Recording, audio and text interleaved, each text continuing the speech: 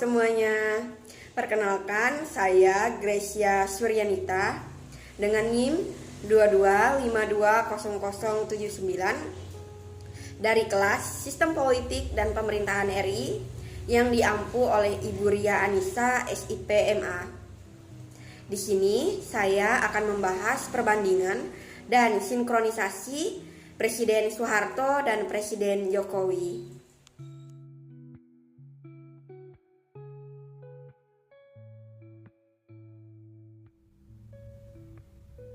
Pak Soeharto merupakan Presiden RI kedua dengan masa kepemimpinan dari 27 Maret 1968 sampai 21 Mei 1998. Sebelum menjadi presiden, Pak Soeharto telah menempati posisi strategis bidang militer, salah satunya Panglima Angkatan Darat. Dijuluki sebagai Bapak Pembangunan Indonesia dan The Smiling General. Pak Soeharto dikenal sebagai seseorang pemimpin yang otoriter, yang memiliki kontrol yang kuat dan terpusat, seorang karismatik, berwibawa, moralis, delegatif, mengontrol politik melalui Golkar dan militer dengan menekan oposisi, memimpin dengan pendekatan proaktif, ekstraktif, dan adaptif antisipatif. Proaktif, Presiden Soeharto gerak cepat dalam mengambil inisiatif dalam berbagai tindakan dan kebijakan. Ia cenderung tidak menunggu krisis terjadi, tetapi bertindak lebih dahulu untuk mencegah atau mengelola situasi. Ekstraktif, memanfaatkan sumber daya alam dan sumber daya manusia untuk memperkuat pembangunan ekonomi, mengoptimalkan pemanfaatan minyak, gas, kayu, dan sumber daya tambang lainnya melalui kolaborasi dengan perusahaan besar internasional, seperti salah satunya Freeport di Papua. Adaptif, menunjukkan keahlian Presiden Soeharto dalam menyesuaikan kebijakan dan pendekatan sesuai dengan perubahan situasi di tingkat nasional dan internasional. Antisipatif, mampu merencanakan kebijakan yang bersifat jangka panjang, terutama dalam menghadapi krisis di bidang ekonomi dan politik. Contohnya, memperkenalkan garis besar haluan negara atau GBHN.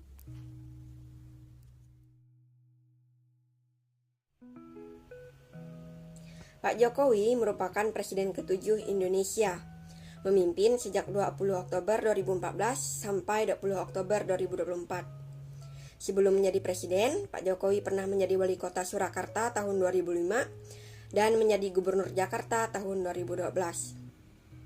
Kerap dijuluki Jokowi Epek dan Bapak Infrastruktur. Pak Jokowi sangat dikenal dengan kebiasaan belusukannya atau partisipatif dengan menyapa warganya. Apalagi ia gemar kunjungan kerja ke berbagai tempat, bahkan ke berbagai daerah di Indonesia yang belum pernah didatangi oleh presiden-presiden sebelumnya. Pemimpin yang sangat karismatik, apalagi saat menghadapi masalah, di mana hal tersebut menarik perhatian orang lain. Pak Jokowi juga transformasional, karena kesederhanaannya, apalagi mengikuti pengikut yang loyal seperti Projo. Kepemimpinannya yang berbasis aksi, atau Action Oriented Leadership dengan slogan kerja, kerja, kerja. Pemimpin yang gemar menjalin kerjasama atau collaborative leadership dengan berbagai pihak seperti parpol, pengusaha, dan masyarakat sipil.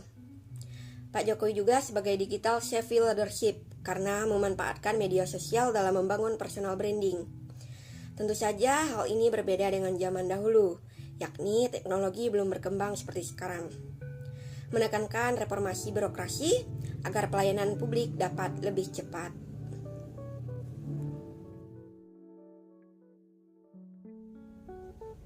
Era ini memasuki masa transisi dari Presiden Soekarno ke Presiden Soeharto. Karena pada masa akhir pemerintahan Presiden Soekarno, kondisi ekonomi Indonesia memang sangat buruk, seperti inflasi melonjak hingga lebih dari 600% per tahun. Pemerintahan tidak berjalan efisien meskipun terdapat 100 menteri dalam kabinet. Walaupun telah merdeka dari penjajah, kita belum merdeka dari masalah ekonomi, bahkan sampai sekarang. Masa Pak Soeharto, ekonomi sangat sentral atau terpusat, dikendalikan oleh pemerintah. Pak Harto fokus pada bidang pertanian, dengan keberhasilan swasembada beras atau pangan tahun 1984. Pak Harto melibatkan ekonom muda dari Fakultas Ekonomi Universitas Indonesia. Pada saat itu, ketergantungan pada utang luar negeri sangat besar. Untuk mengatasi kemunduran ekonomi, pada 10 Januari 1967, pemerintah resmi mengesahkan Undang-Undang Nomor 1 Tahun 1967 yang mengatur mengenai penanaman modal asing. Melakukan pembangunan besar-besaran melalui Repolita, rencana pembangunan 5 tahun. Memasuki tahun 1997 sampai 1998, terjadi krisis keuangan dan ekonomi yang melanda Indonesia, termasuk negara Asia Tenggara lainnya, karena hilangnya kepercayaan investor dan kreditor asing terhadap stabilitas nilai tukar baht Thailand, dan menyebar ke negara Asia Tenggara lainnya. Krisis moneter Asia membuat ekonomi Indonesia melemah dan menuntut Soeharto mundur dari jabatannya. Ditandai dengan demo besar-besaran, dan Soeharto mundur dari jabatannya sebagai presiden pada 21 Mei 1998. Akan tetapi pada masa itu, pertumbuhan ekonomi era Orde Baru cukup tinggi, rata-rata di atas 6% per tahun, dari tahun 1970 sampai 1990. Lalu terjadilah krisis moneter yang terjadi pada tahun 1997 sampai 1998, membuat kontraksi sebesar minus 13,1%. Tantangan utama yang dihadapi pada masa ini yakni masalah KKN, korupsi, kolusi, nepotisme, krisis minyak dunia tahun 1970-an, dan krisis moneter yang terjadi 1997 atau puncaknya 1998. Era masa reformasi dengan sistem yang lebih terbuka dan Presiden Jokowi fokus pada infrastruktur, industri, dan bidang digital. Gencar melakukan proyek besar seperti tol Trans Jawa, Trans Sumatera, kereta cepat Jakarta-Bandung untuk mempercepat daya hubung masyarakat. Investasi besar-besaran untuk meningkatkan ekonomi, serta melakukan pendekatan, terutama di wilayah timur Indonesia. Memiliki beberapa program bantuan seperti Kartu Indonesia Pintar, Kartu Indonesia Sehat, Badan Penyelenggara Jaminan Sosial, Program Keluarga Harapan, dan Kartu Prakerja. Sebenarnya program-program tersebut baik tujuannya, akan tetapi sering disalahgunakan dan tidak tepat sasaran. Lalu ada kebijakan hilirisasi yang dinilai berhasil menarik investasi dari perusahaan asing. Lalu melakukan modernisasi pertanian dengan cara mekanisasi dan irigasi, dan membangun lumbung pangan food estate di Kalimantan dan Sumatera. Serta masih banyak lagi kebijakan-kebijakan ekonomi yang dilakukan oleh Pak Jokowi. Selanjutnya, pertumbuhan ekonomi Pak Jokowi selalu terjaga di kisaran 5%, padahal janjinya saat kampanye presiden sebesar 7%. Tantangan yang dihadapi yakni pada saat COVID-19 melanda, apalagi saat itu diterbitkan Undang-Undang Cipta Kerja yang menimbulkan banyak sekali pro dan kontra, terutama kontra. Program hilirisasi di daerah-daerah eksplorasi tambang justru kemiskinannya masih tinggi. Sebagian besar subsidi cenderung dialokasikan untuk masyarakat kelas menengah atas. Kelompok ini menerima sejumlah insentif seperti pembebasan pajak pertambahan nilai atas barang mewah, dan juga tax holiday. Sementara itu, masyarakat kelas menengah bawah masih bertahan melalui dukungan bantuan sosial. Dalam situasi ini, mereka rentan jatuh ke garis kemiskinan.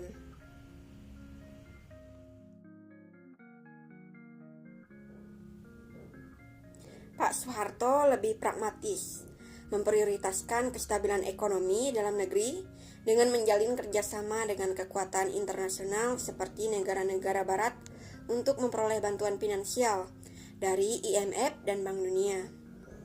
Anti-komunisme, berpihak pada blok kapitalis selama Perang Dingin dan memperteguh keberadaannya pada gerakan non-blok.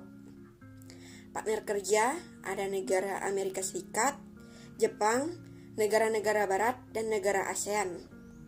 Walaupun Indonesia non-blok, Pak Harto tetap menjaga relasi dengan negara-negara sosialis, seperti salah satunya Uni Soviet. Namun tetap memprioritaskan hubungan dengan blok kapitalis. Kapasitas di organisasi internasional, Pak Harto mengutamakan pengembangan ASEAN sebagai wadah kerjasama regional. Aktivitas di forum global seperti PBB tidak menjadi prioritas utama karena fokus pada penguatan dalam negeri. Tantangan dan sikap yang dihadapi, yang pertama Perang Dingin, Pak Harto tegas mengambil langkah-langkah anti-komunis dan menjalin relasi dengan Amerika Serikat. Lalu ada Timur Timur, aksi Indonesia ke Timur Timur pada tahun 1975 yang dikenal dengan Operasi Seroja menuai kritik internasional.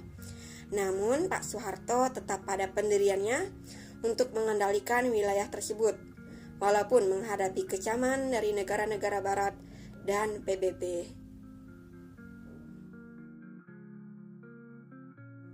Pak Jokowi lebih ke ekonomi sentris, memfokuskan kebijakan luar negerinya untuk diplomasi ekonomi, menarik investasi asing, meningkatkan perdagangan internasional, dan membangun infrastruktur dalam negeri. Cenderung netral tanpa menunjukkan kecondongan pada salah satu pihak. Hal ini sesuai dengan prinsip bebas dan aktif dalam politik luar negeri, untuk menghindari keterlibatan persaingan geopolitik, namun tetap berperan aktif pada forum internasional untuk membahas kerjasama. Partner kerja ada Tiongkok dalam investasi infrastruktur, salah satunya proyek kereta cepat Jakarta-Bandung.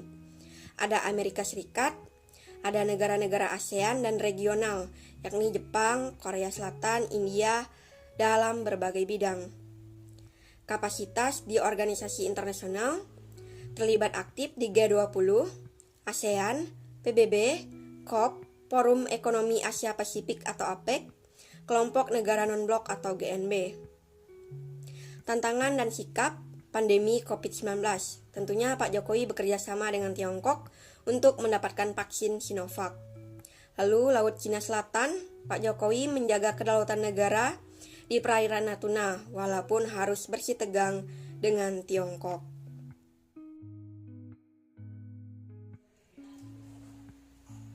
Meskipun berasal dari era yang berbeda, baik Pak Soeharto maupun Pak Jokowi menjadikan pembangunan infrastruktur sebagai prioritas.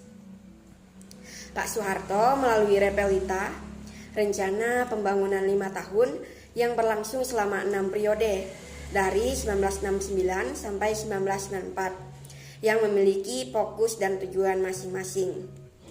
Namun pada dasarnya tujuan Repelita yaitu untuk membangun infrastruktur Indonesia. Di sisi lain, Pak Jokowi mengusung proyek strategis nasional atau PSN yang mencakup banyak proyek infrastruktur berskala besar.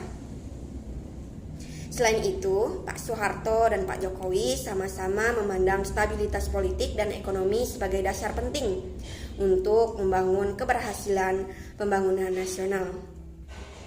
Mereka sama-sama menyadari bahwa tanpa terciptanya kondisi yang stabil, pelaksanaan pembangunan infrastruktur, peningkatan investasi, dan pertumbuhan ekonomi tidak dapat berlangsung secara maksimal.